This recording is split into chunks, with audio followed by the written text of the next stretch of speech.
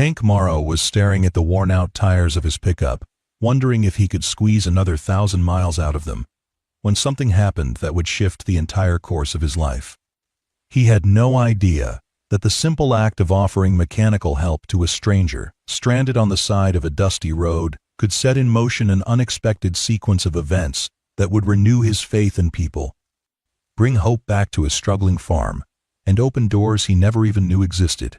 Before we carry on, let me know where you are watching from in the comments, and hit the subscribe button for something special tomorrow. Now, let's step onto the windy back road where Hank was buying feed for his livestock, never suspecting that an older man's truck troubles would turn into a life-altering chapter he'd remember forever. Hank Morrow was accustomed to the steady hum of hard work, the unrelenting ache of financial stress, and the subtle anxiety that came from waking each day knowing the land he worked was slipping through his fingers. He lived on a small, ragged property that he had inherited from his father many years ago, a collection of sheds and barns scattered across fields that had once brimmed with healthy crops. His father had once called it Morrow Acres, though over time, Hank had come to think of it as Morrow's last stand, since every season seemed like a final battle to keep the property from succumbing to the banks and creditors. The land had potential, or at least that was what he told himself whenever he walked the perimeter and studied the soil. But he couldn't deny the exhaustion that had settled over him ever since his wife passed away 5 years back. He was alone now, with only his old dog Barney for company, and he often felt that the days of real prosperity had left along with the final harvest of his father's era. Living on the outskirts of a town so small it barely had a stoplight, Hank had few neighbors. Most folks who stayed in such remote areas were tough and self-sufficient, familiar with the dryness that came in summer and the bitter cold that arrived each winter. Hank's daily ritual was as predictable as the sun's journey across the sky. He would roll out of bed before dawn, check on his meager livestock, some chickens, a couple of goats, and a few head of cattle that remained from the herd he could once afford, then drive into town if he had errands. That morning, he needed to pick up feed for his animals. The feed store was 10 miles away, a route that cut across farmland, a few dusty roads, and a stretch of highway that usually carried more trucks than cars. He had loaded the back of his pickup with the minimal feed he could afford, counting the bills carefully when he paid, gritting his teeth as he reminded himself that every penny mattered. In the back of his mind, he rehearsed the calculations of how long that feed would last before he had to buy more. The conversation with the store manager played on repeat. "Things are tough all over, Hank," the manager had said, patting Hank's shoulder sympathetically when he saw Hank wince at the rising feed prices. Hank had forced a half-smile, quietly acknowledging that yes, times were indeed tough. With the feed purchased, he set out for home. The road stretched before him under a pale sun, and he found his thoughts drifting to the possibility of renting out part of his land.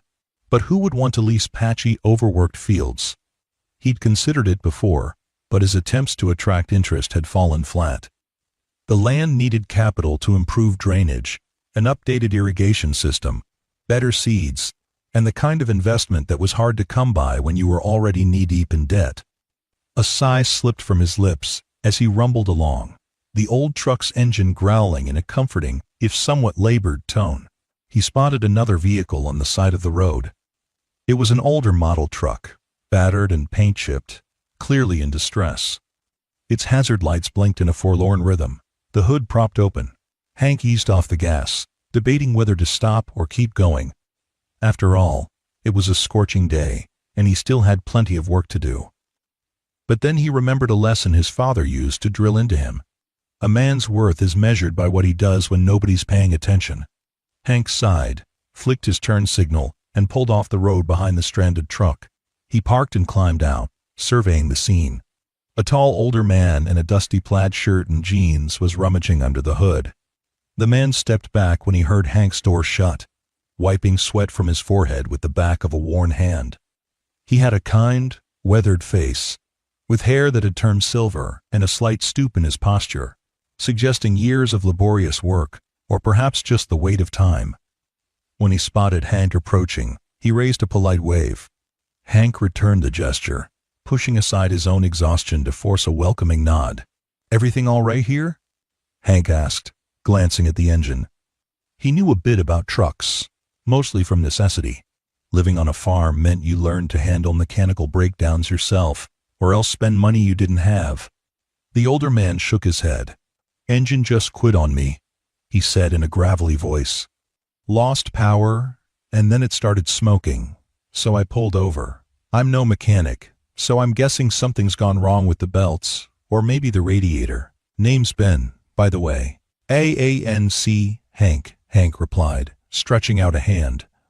They shook, a firm, respectful greeting between two men who understood that help could be scarce on the remote roads. "Mind if I take a look?" "Be my guest," Ben said, stepping aside. Hank propped himself against the front fender, careful of the heat radiating from the metal. The engine compartment was indeed hot, and he used a rag from his truck's toolbox to protect his hand while examining the belts. He spotted some fraying on the serpentine belt, but the culprit seemed more like a radiator issue. Steam still hissed from a small crack in the upper radiator hose. "Looks like you've got a crack in this hose," Hank said, reaching for a flashlight. "You're probably losing coolant. Got any water with you?" Ben shook his head. "Just a canteen. Already poured that in earlier. Didn't do much good." Hank nodded grimly. "Might be able to patch it temporarily, get you limping down the road. I have some duct tape and water in my pickup. You live around here, or just passing through?" Ben hesitated, a thoughtful look crossing his features. "You could say I'm passing through. Got some business in these parts. Was hoping to meet a few folks and get acquainted." The man offered no further details, and Hank didn't pry. Instead, he grabbed water from his truck, poured it into the radiator as best he could, and fashioned a makeshift bandage out of duct tape for the hose.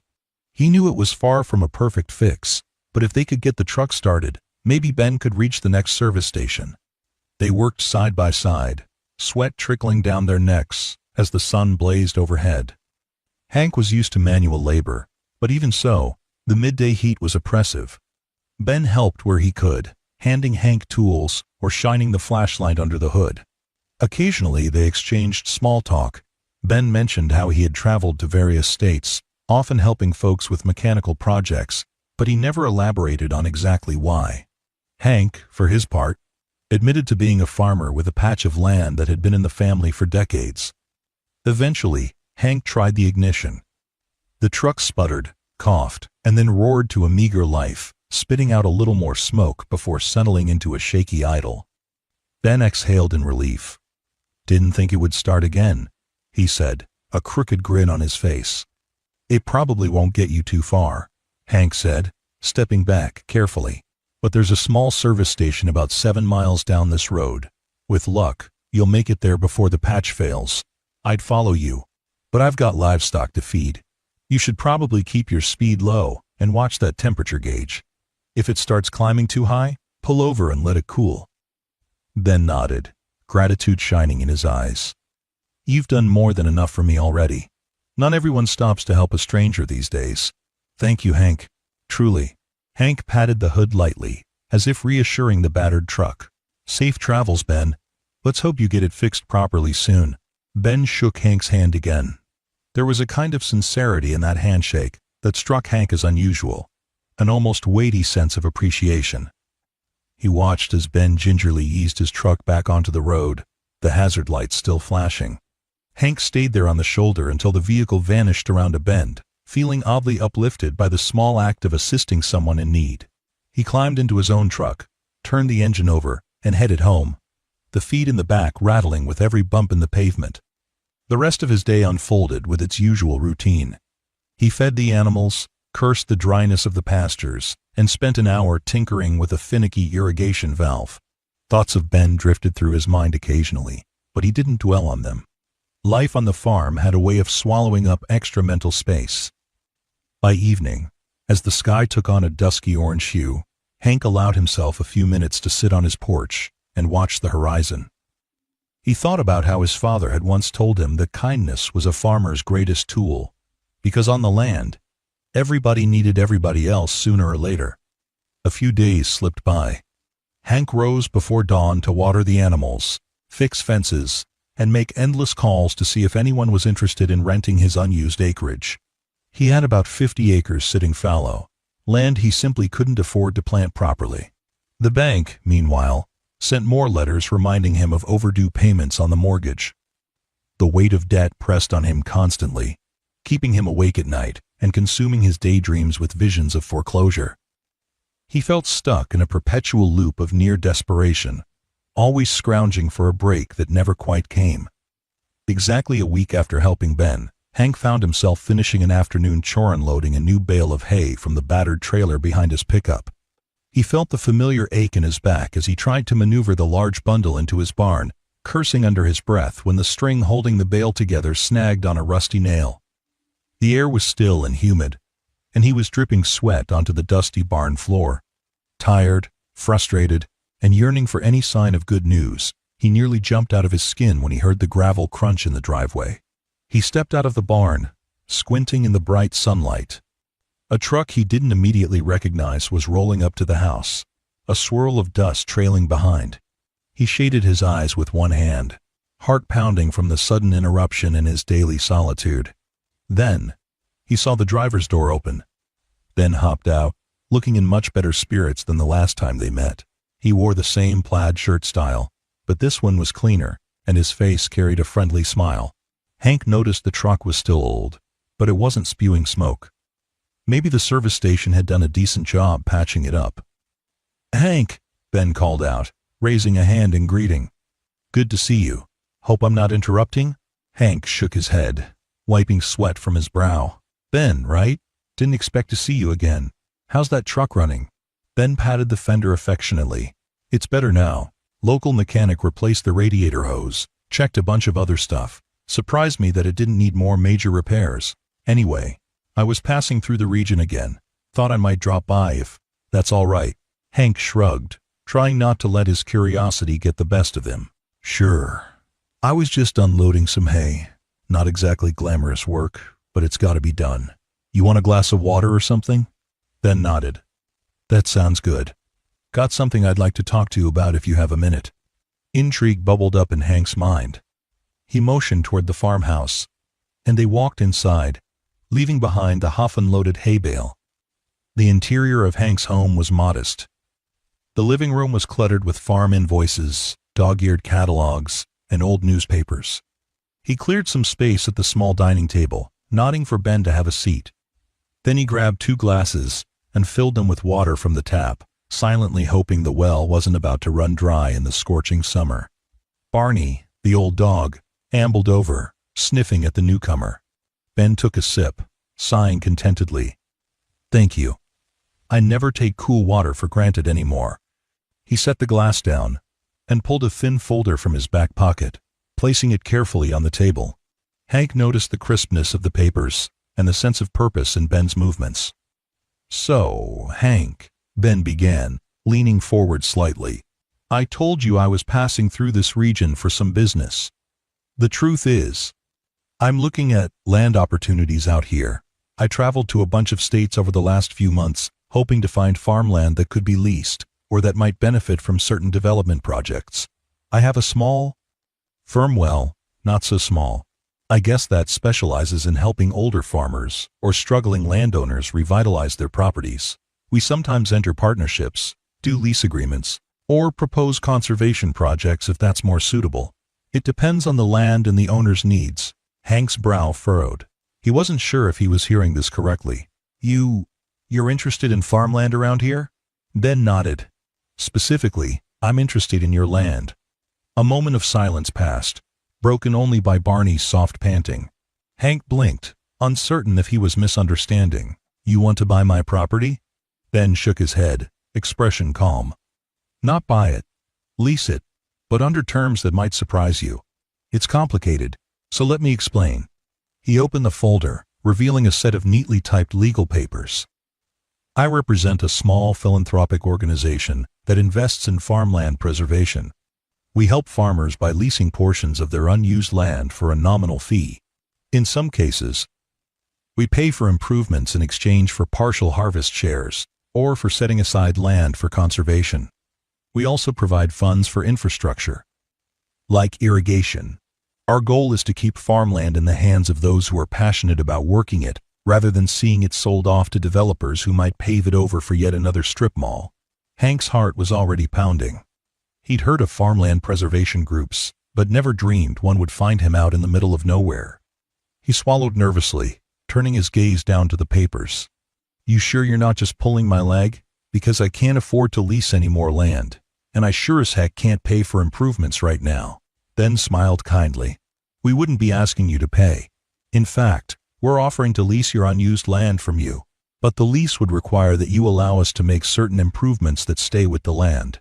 For instance, if you have unused acreage that's fallow, we might plant a crop that's good for rejuvenating the soil, or we might set up a small orchard if that suits the climate. We bear the costs. At the end of the year, you either keep your portion of the yield, or we share it, depending on the arrangement. We would like the right to set aside some acreage for a reforestation project as well, if that's feasible. In exchange for all of this, you receive not only the improvements, but also a nominal rental fee. We've done this with other farmers, and it's been very successful." Hank could feel confusion and hope mixing in a chaotic swirl inside him.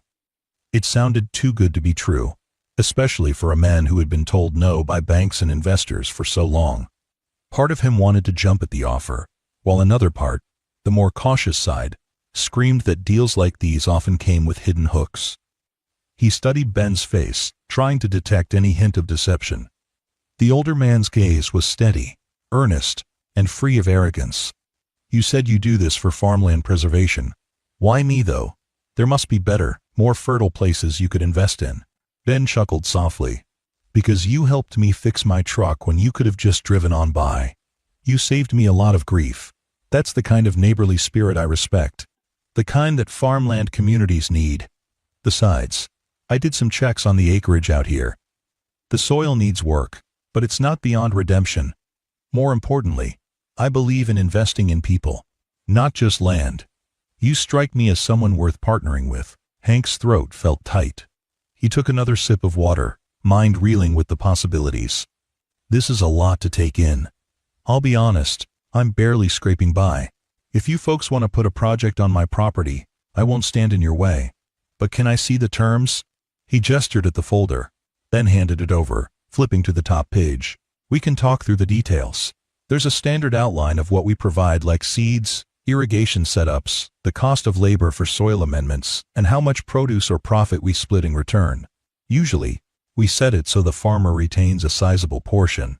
We also have provisions for land that's set aside entirely for reforestation or conservation. In that case, we pay you a small annual fee to maintain that agreement. So you lose no money by keeping that land out of commercial production." Hank skimmed over the text, feeling his heart race. The phrase "lease your unused land for free" rattled in his head, though he realized the arrangement was more nuanced than simply handing over land. Yet the mention of improvements, seeds, irrigation, and a share of revenue made his pulse quicken with cautious optimism. He also noticed an entire section about philanthropic goals, referencing a broader mission to bolster struggling rural communities by fostering sustainable agriculture. As he flipped a page, his gaze caught a bullet point, stating that the organization would assist with farmland debt consolidation if needed, offering to help renegotiate terms with banks under certain circumstances. His breath caught in his chest. Could they really do that? He pictured the foreclosure letters piling up in his living room, the dread that gnawed at him every time a new envelope arrived. Here was someone, a man named Ben, who had rolled onto his property saying they might help keep Morrow Acres afloat, and all of it traced back to a single instance of Hank stopping his truck on a hot day to lend a hand. Ben cleared his throat gently, as if sensing Hank's turmoil. "Listen, I know it sounds unbelievable, but I promise, the arrangement is beneficial for both sides. We get to fulfill our mission of preserving farmland, you get the help you need to keep working your property, and, hopefully, the community benefits from the improvements and any job opportunities that come from it. All I ask is that you read it over and think about it. We can sign whenever you're comfortable, or not at all. No pressure." The sheer relief, mixed with astonishment, nearly overwhelmed Hank. He set the folder on the table, letting out a shaky breath. "I don't know what to say. You're like a miracle dropped out of the sky. I'm not used to things going my way, and I want to be sure I'm not missing a catch." Ben folded his hands. "Ask me anything you like. The catch, if there is one, is that we have a mission for reforestation and soil rehabilitation. We might request certain practices, like reduced chemical use or sustainable planting methods, especially if we're installing drip irrigation and the like. Some farmers balk because they want to do things the traditional way, but we found that with a little guidance, people adapt well. Also, we ask for a minimum term, usually 3 years, so we can see the full benefit of the improvements. Beyond that, we're flexible. Hank nodded, absorbing the information. He recalled the frustration of trying to nurse his depleted fields back to health without the finances to buy better fertilizer or upgrade the irrigation lines. Perhaps sustainable practices would help in the long run, not just for one harvest, but for future seasons. The notion that someone else would foot the bill for these changes felt like pure fantasy. Yet here was Ben, offering just that, because Hank had once offered him a bit of water and a patch job for his broken truck. They spent the next hour poring over the documents. Hank asked questions about specifics, such as the timeline for installing irrigation or whether he'd have to hire additional labor. Ben explained that the organization often sent teams of specialists, agronomists, irrigation experts, and seasonal workers paid for by the philanthropic fund to carry out the tasks. Hank would have a say in what was grown or how the land was used, but they would provide strong recommendations based on soil tests and market viability. By the time they finished, Hank felt both exhausted and invigorated, a flutter of hope in his chest that maybe, just maybe, the future wouldn't be so bleak. Eventually, Hank set the papers aside, turning his gaze to Ben. "I need a little time to read this thoroughly and maybe consult someone about it. My neighbor, Carl, has some experience reading legal documents. Mind if I get back to you in a couple of days?" Ben's smile was warm. "Take all the time you need. I'll be in town for a while, looking at other properties. You have my number there. And I'm staying at the Redwood Motel on Maple Street if you need to reach me. If you decide to pass, no hard feelings, Hank. But I do hope we can work something out." Hank escorted Ben back outside. The late afternoon sun glinted off the older man's truck, the mechanical trouble now just a memory. They shook hands again, and Ben drove away, leaving a trail of dust. Hank stood in his driveway for a moment, head swimming with possibility. Barty trotted up, panting, as if curious about the entire encounter. Hank bent down, ruffling the dog's ears. "You and me, boy? We might have just stumbled onto a lifeline," he murmured. That evening, he couldn't focus on chores as well as he normally did. His mind kept wandering to the promise of that folder, its typed lines of philanthropic partnership, and the idea that he might actually break the cycle of debt. He fed the chickens absent-mindedly, nearly dropping their feed because his hands were trembling with cautious excitement. By the time dusk settled, he felt so keyed up that he decided to walk the perimeter of his land, letting the cool evening air steady him. The fields were silent, save for the chirping of crickets and the rustle of a soft breeze. Hank gazed out at the unused acreage to the north, the fallow ground that had sat idle for years because he couldn't afford to plant. What if that land was soon buzzing with new life? What if that empty stretch became the ticket to saving Morrow Acres? He slept fitfully, dreams filled with images of sprouting crops, new fences, irrigation lines, and the bank rep at his doorstep, shaking Hank's hand instead of demanding payment. The next morning, he rose early, rummaging through the folder once more, reading the paragraphs carefully. The text was indeed written in plain language, referencing the philanthropic mission and how all improvements would remain with the property if the agreement ended. That last detail gave Hank pause. It meant that after the contract's term, all the improvements, from infrastructure to healthy soil amendments, would be his to keep. This arrangement was not a standard commercial lease he was used to hearing about, but a structured philanthropic partnership. He found no mention of a hidden cost or balloon payment. The organization's name, Green Horizons Initiative, was mentioned repeatedly, describing their philanthropic objectives to bolster struggling family farms. He decided to consult his neighbor, Carl Wallace, who was known to be a retired accountant. Carl lived about a mile away, and though he mostly kept to himself, he was friendly enough when asked for help. Hank hopped into his truck, winding along the dusty road until he reached Carl's small bungalow, hidden behind a row of tall hedges. Carl answered the door in paint-stained overalls. He was a wiry man in his 60s, with keen eyes behind wire-framed glasses. Upon hearing Hank's request, Carl nodded and gestured for him to come inside. For the next hour, Carl examined the folder, occasionally jotting notes on a pad. Hank sat in a worn armchair, fiddling with his hat. He studied Carl's face for hints, trying to guess what his neighbor was thinking, though Carl's expression remained stoic. Finally, Carl set the folder down and leaned back.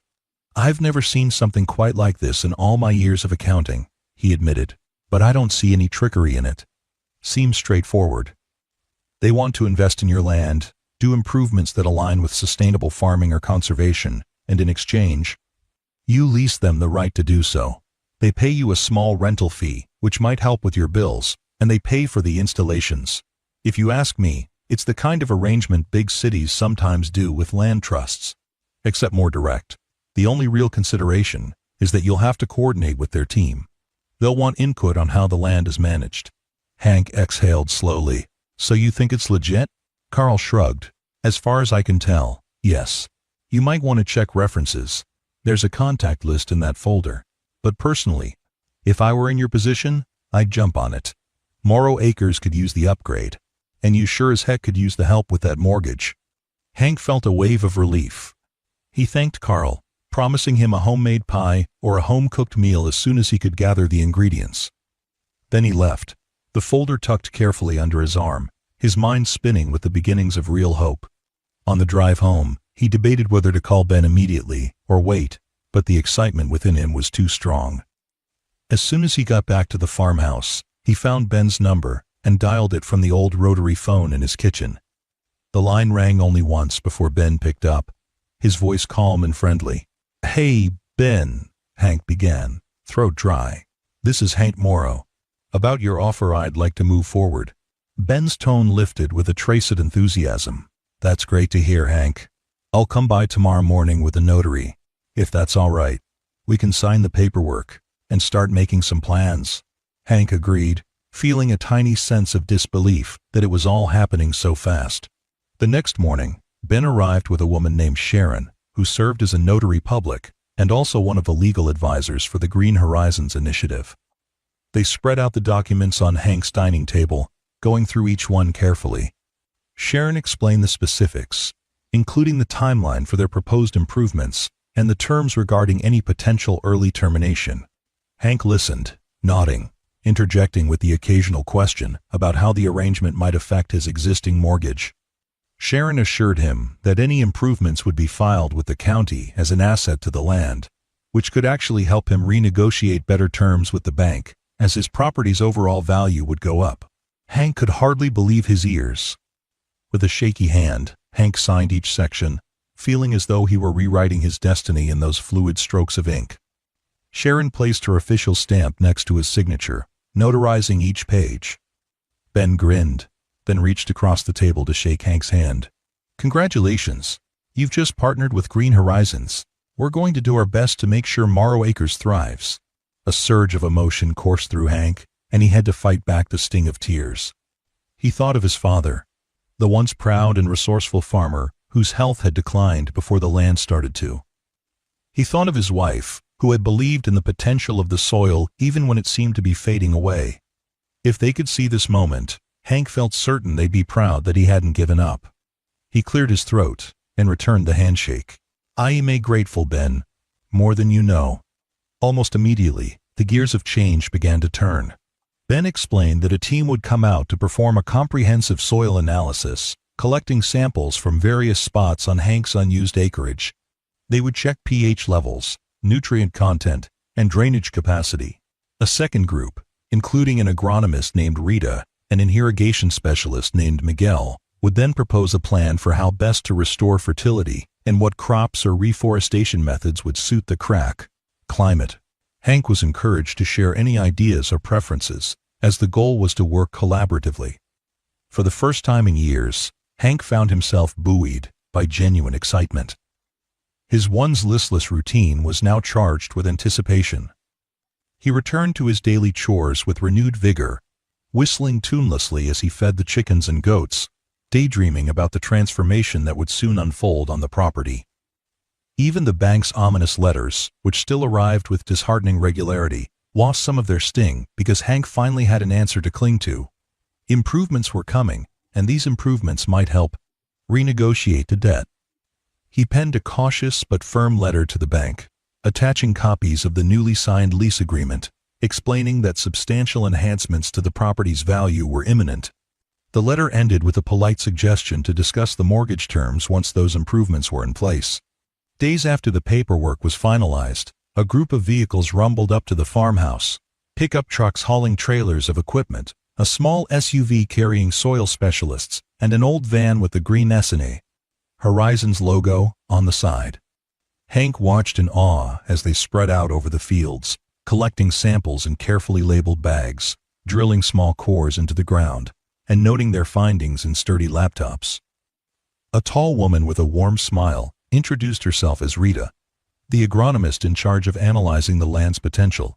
She explained that they would test for nitrogen levels, phosphorus, and potassium, and also check the topsoil depth. Hank nodded, fascinated by the level of science involved. In his father's day, they had done everything by feel and tradition, never once sending a soil sample to a lab.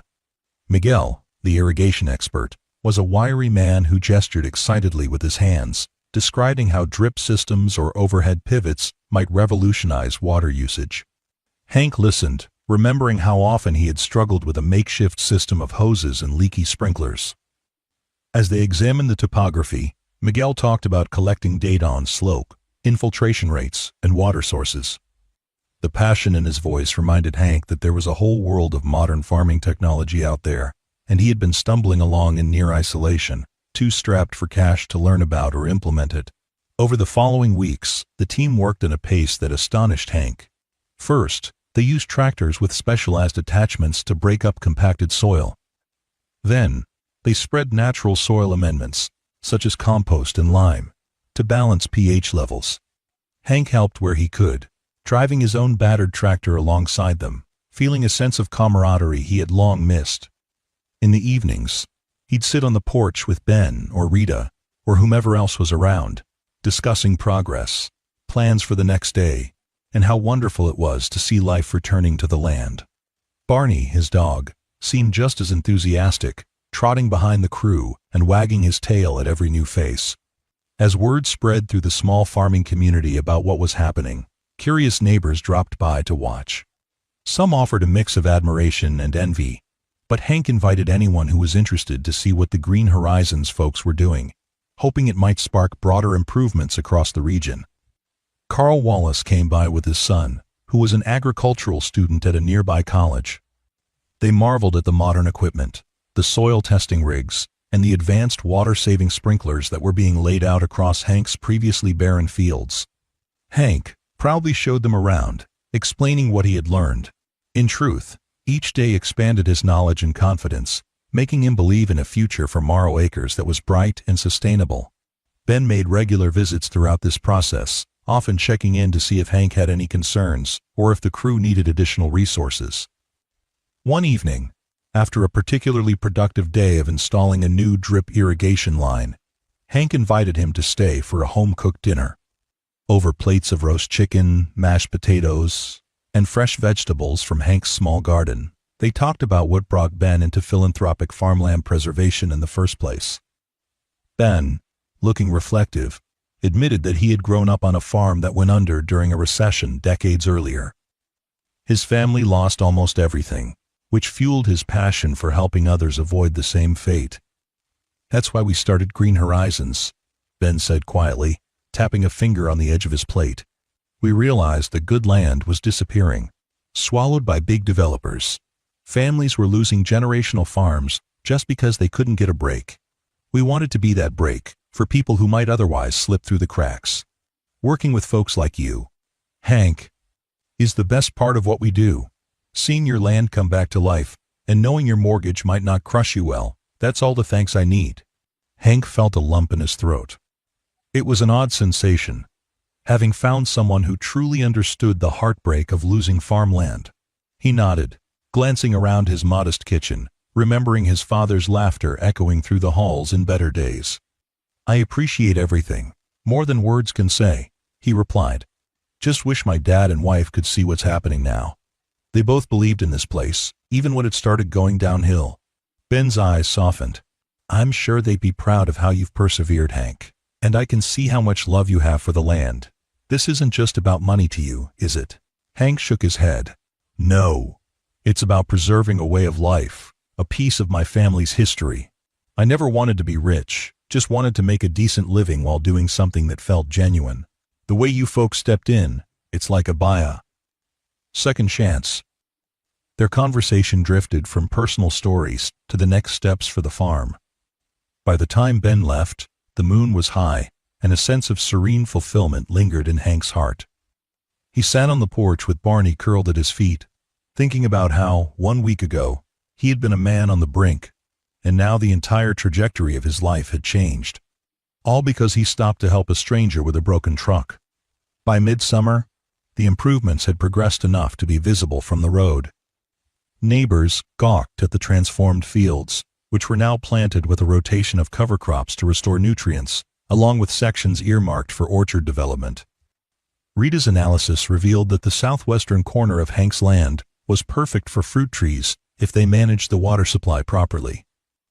Initially, Hank found the idea of an orchard on Morrow Acres surprising, but the more he listened to Rita's explanations about market demand for fresh peaches or apples, the more it seemed viable. Some fruit might go to local markets, while other parts could be sold in bulk or turned into preserves, creating an alternative revenue stream. Meanwhile, the bank's calls softened in tone once they realized the property was increasing in value. Hank had a preliminary meeting with a loan officer, bringing along documents detailing the improvements and projected returns. For once, the banker sounded impressed, hinting that they could restructure the mortgage if the orchard and improved cropland started generating a stable income. Hank left that meeting feeling a weight lifted. He knew there was still a long road ahead, but at least foreclosure was no longer looming like a vulture overhead. Miguel's irrigation system proved transformative. He installed drip lines that delivered water directly to the roots of each plant, drastically reducing waste. Hank was amazed at how much water he saved compared to his old method of flooding certain rows with a garden hose. The soils improved with each passing week, as the cover crops took root, loosening the earth and depositing organic matter. And even though it wasn't an instant fix, farming always required patience. Hank could already see patches of green surging through the once barren land. A sense of accomplishment glowed in his chest whenever he walked those rows, greeted by the sight of sprouts that signaled a rebirth of the farm he'd once feared was lost. In addition to the agricultural endeavors, the Green Horizons team proposed setting aside a portion of Hank's far northern acreage for a reforestation project. This area was rocky and sloped, making it less ideal for row crops, but potentially excellent for planting native trees and shrubs. At first, Hank worried it would take up too much of his land, but Rita explained that reforestation provided ecological benefits, helping with erosion control and biodiversity. She also assured him that once the trees were established, they'd require minimal ongoing care. The philanthropic fund would pay him an annual fee to keep that section untouched. Aside from maintenance, meaning Hank would generate revenue simply by letting nature do its work. Intrigued and a little awestruck, he agreed, thinking how his father would have liked the idea of letting the hillside revert to a wooded habitat. Every few days, Hank received more paperwork to sign, various notices about what was planted, how much seed was used, or updates on the orchard layout. The bureaucracy might have been overwhelming, if not for the help of Sharon and others on the team who guided him through it. Hank found it oddly thrilling to read about new soil test results, to learn that nitrogen levels had risen to a healthy range, or that the orchard saplings were taking root faster than expected. He devoured agricultural articles in the evenings, studying up on modern techniques, determined to pull his weight in this collaboration. He no longer wanted to be the naive farmer left behind by the times. He wanted to be an active participant in Morrow Acres' renaissance. Meanwhile, Ben continued to visit occasionally, always with a cordial demeanor. Sometimes they'd walk the farm together, discussing new proposals. Other times, they'd sit in the kitchen for a cup of coffee, talking about life in general. Ben might mention a story from his childhood farm, or share insights from other Green Horizons projects in distant states.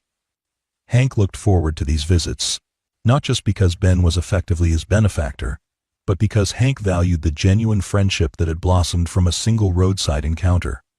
In a world that often seemed transactional, their bond felt refreshingly authentic. As summer transitioned into early autumn, the orchard saplings had grown to a point where their progress was undeniable. Small leaves fluttered in the breeze, a sign that, come spring, they might bloom. The cover crops were almost ready to be plowed under to enrich the soil further. Hank marveled at the transformation every morning. Instead of waking with dread, he woke with purpose, eager to check on the orchard, to meet with the next wave of Green Horizons, workers who might be installing an upgraded fence or adjusting irrigation lines. Even the livestock thrived, thanks to better feed and a stable environment. Hank expanded his little goat herd, figuring that in the coming year, he might have enough grazing area for them without competing with the orchard for resources. One crisp afternoon, Hank decided to tackle a corner of the barn he had long neglected, clearing out junk that had piled up over the years. Old metal scraps, broken tools, a disused water trough. As he worked, he thought back to the times when he had felt so alone in these tasks, pushing himself to exhaustion just to maintain the status quo. Now, with the partnership in place, he felt a sense of shared effort. Everyone pitched in, from Ben to the specialized teams, each focusing on their area of expertise. It was no longer a solitary struggle. It was a collective endeavor. He paused to catch his breath, leaning on a broom, smiling to himself. He realized just how remarkable it was that one act of kindness the day he stopped to patch up an old truck head snowballed into an opportunity that was saving his farm. That same evening, as the sun painted the sky in hues of pink and orange, Hank found himself strolling the orchard rows alongside Rita. She was explaining how, over time, the orchard could expand or shift to different varieties if the market demanded it. Hank listened intently, absorbing the possibilities. Eventually, they reached the edge of the orchard, where the new reforestation zone began. Rows of tiny saplings extended up the rocky slope, the young trees braced by stakes to help them withstand wind. The sight moved Hank. It represented not just profit or practicality, but a hopeful vision for the future trees that would stand for decades, even after he was gone. Rita excused herself to check some measurements, leaving Hank alone with his thoughts. He paced among the young saplings, recalling the day he had first seen the truck stranded on that dusty road. A week's time, that was all it took for everything to start turning around. He closed his eyes for a moment, grateful for how life had proven that a small gesture of helping someone in need could lead to extraordinary blessings.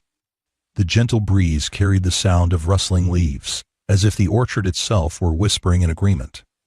Autumn deepened, painting the surroundings in gold and russet tones.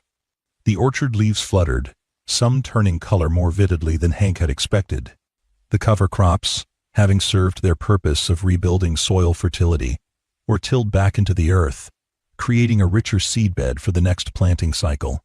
Green Horizons sent additional laborers to help with finishing touches on the irrigation lines, and a new round of soil samples indicated that Morrow Acres was well on its way to rejuvenation. Encouraged by these positive developments, Hank spoke again with his bank representative, presenting the updated farm value, the orchard growth plans, and the contract from Green Horizons that guaranteed DAS. Certain annual fees and profit shares.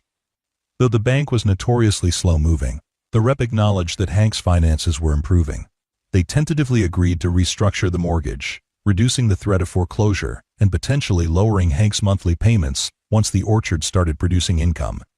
Hank left that meeting with a light step, feeling as though he had finally dispelled a cloud that had hovered over him for years. In late October, Ben arrived for a celebratory visit of sorts, wanting to see how everything had come together before winter set in.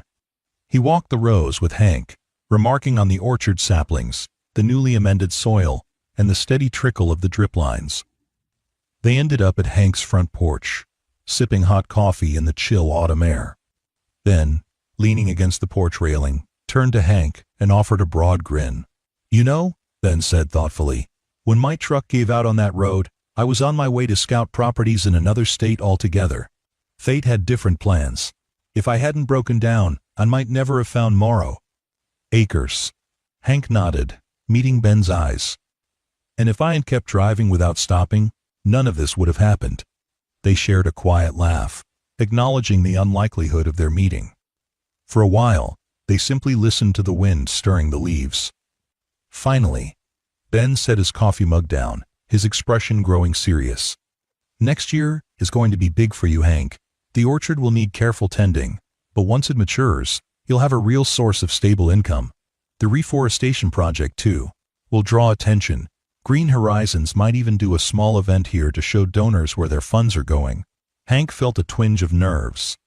He wasn't used to events or donors.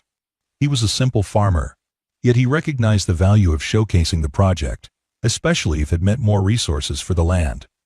"Whatever helps the mission," he replied. "I'm just glad to see the farm thriving again. Even if we don't make a fortune, we're alive, and that's more than I could say before." Ben nodded. "Exactly. Sometimes just staying afloat is the biggest victory. But I have a feeling you'll do more than float. Something about you, Hank, your heart is in the right place. People see that, they respect it. That's why Green Horizons is proud to work with you."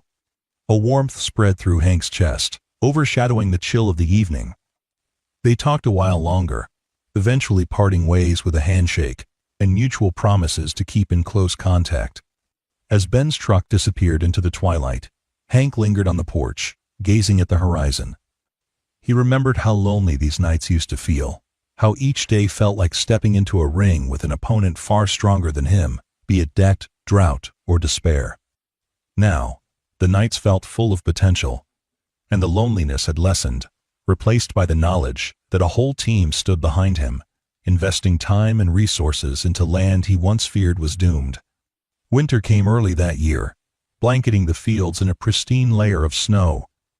The orchard saplings lay dormant, protected by burlap wraps around their trunks, while the reforestation area remained still and silent, the infant trees patiently waiting for spring.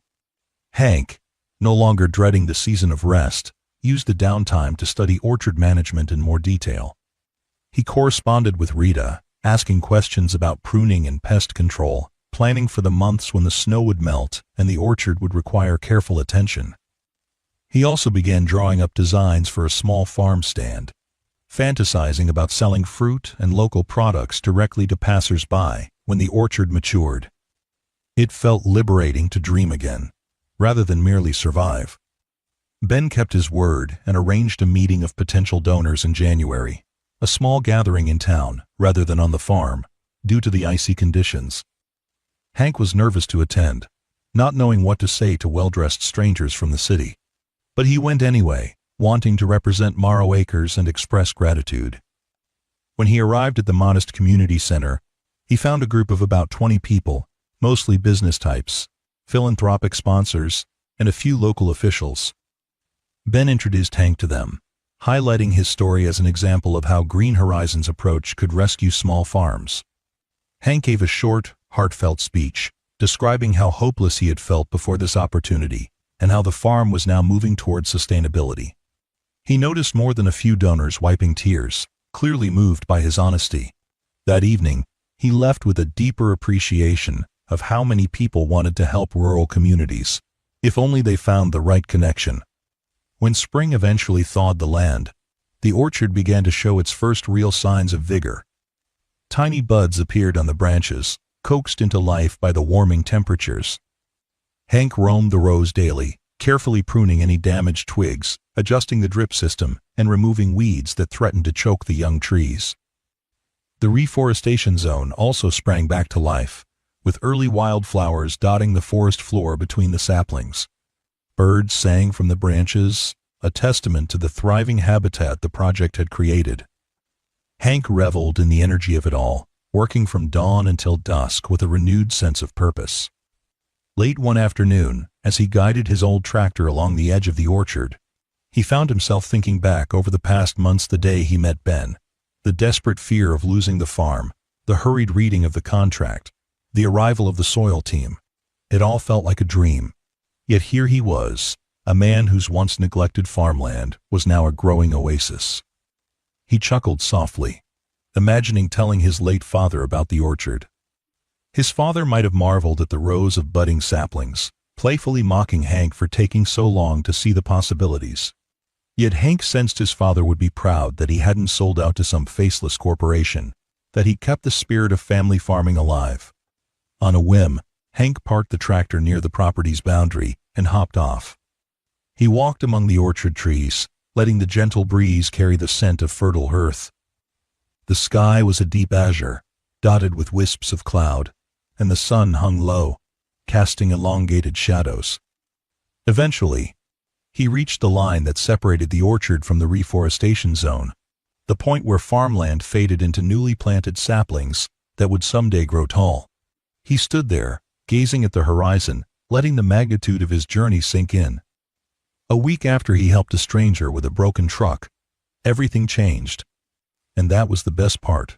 It changed not just for him, but for everyone connected to Morrow Acres Green Horizons, the local economy, the environment, and maybe, if he dared dream bigger, future generations who might inherit a healthier, more vibrant land.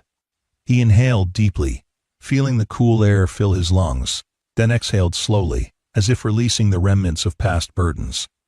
The lessons he had learned were profound. That kindness could unlock doors no amount of money or planning could, that a broken-down truck on a scorching day could lead to new life blossoming on a once-failing farm, and that there was power in community, in bridging the gap between a struggling farmer and the people who had the resources to help. Hank smiled, turning back toward the orchard, the sun warming his back, as he headed home to see Barney and prepare for another day in a future that now gleamed with promise. Spring melted into a gentle summer, and Morrow Acres thrummed with activity. The orchard offered its first modest yield, small but vibrant fruit that Hank proudly showed to any neighbor who would listen. The reforestation zone continued to develop, supported by the philanthropic funds. Hank worked closely with Rita, Miguel, and other team members, discussing how best to expand the orchard or if adding a greenhouse might be beneficial. Green Horizons suggested new avenues for generating income, like a small agritourism venture, perhaps opening the orchard to pick her own visitors. Hank found the notion intimidating, but also exhilarating. He was beginning to see that his farm could be more than a static operation.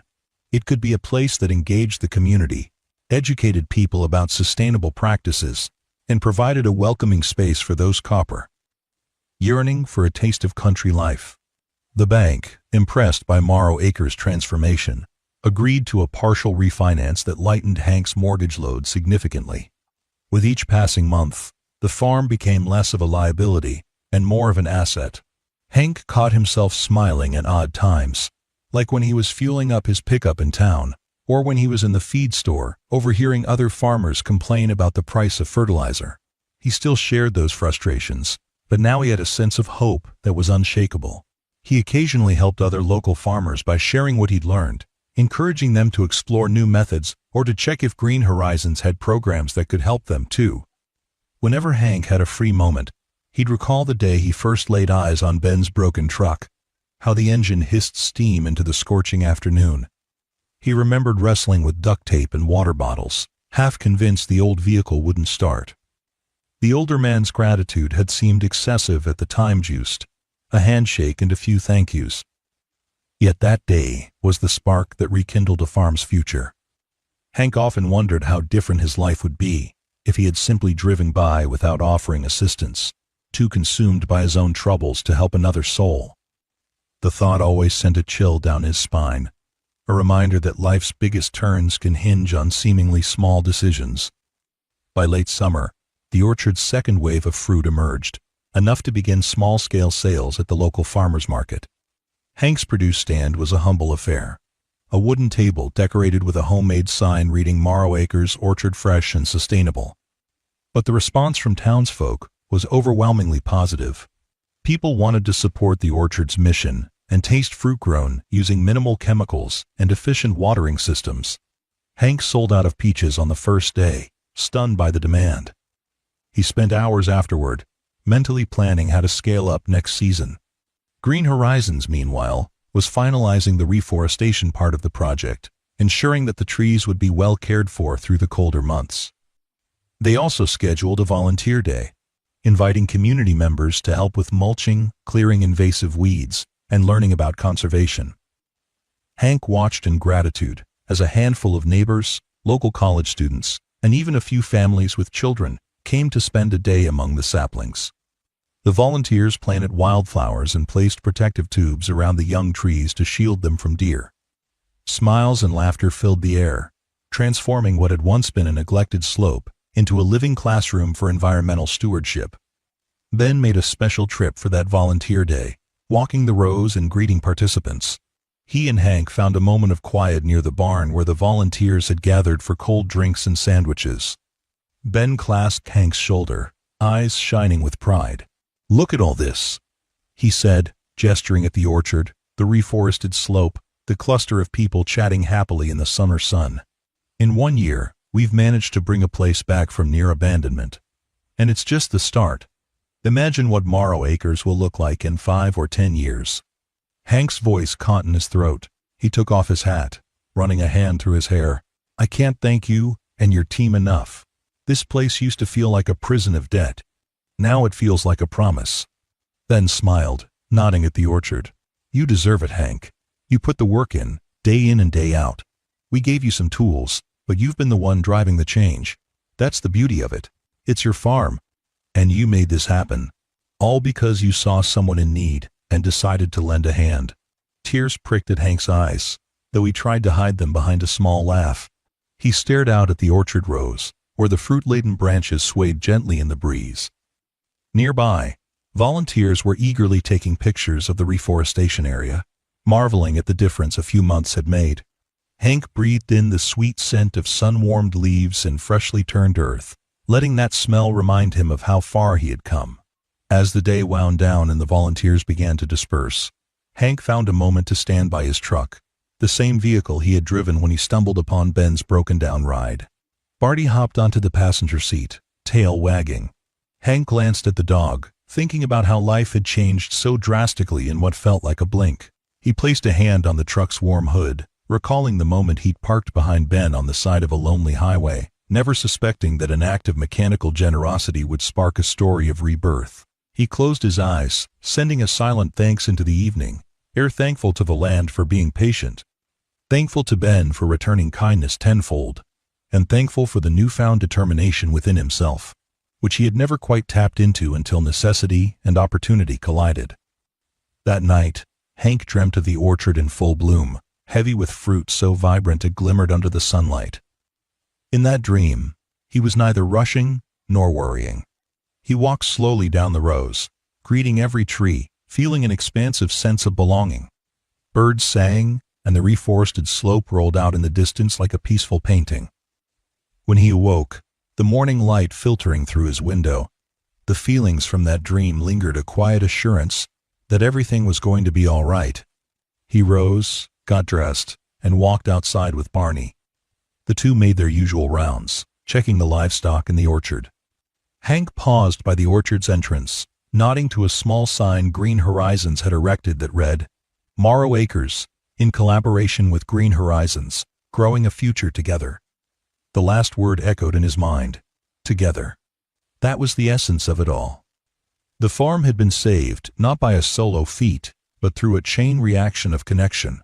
One man helping another, a philanthropic vision meeting a farmer's passion, and a community rallying around a mission of renewal. No longer was Hank a lone figure battling against impossible odds.